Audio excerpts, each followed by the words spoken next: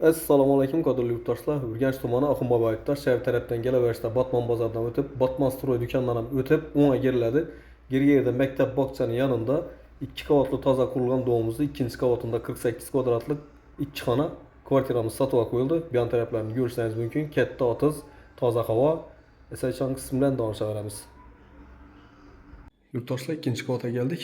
Ish xonadonimiz bo'ladi. Bismillahirrohmanirrohim. Bir zonamız içinde uzun gençken doğumuzda katta zal, bir yan tarafımızda spalnesi, bir yanımızda kuchnya, sanuzeli, girebiliş kısmımız buladı. 100% aboydan çıkıp tuttu. Bir yerimiz sanuzeli. Plastikten apışıkka bo'lgan, chiroyli bo'lib, akkuratniy bo'lib, bu yerda yana rakovina qo'yilgan, suv, gaz, svetlardan muammo yo'q. Bu yerimiz oshxonasi, bu yerda yana kuchnya mebelimiz bor, gaz plitamiz, vtishkamiz.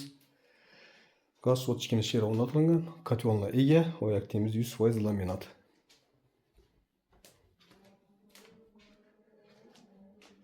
Bu yerimiz spalnes.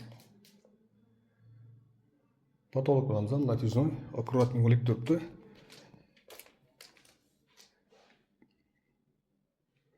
Bu yerimiz zal, perdelerimiz kıstırılgan, gilamlarimiz döşelingan, lyustralarımız bor, televizorumuz bor yine.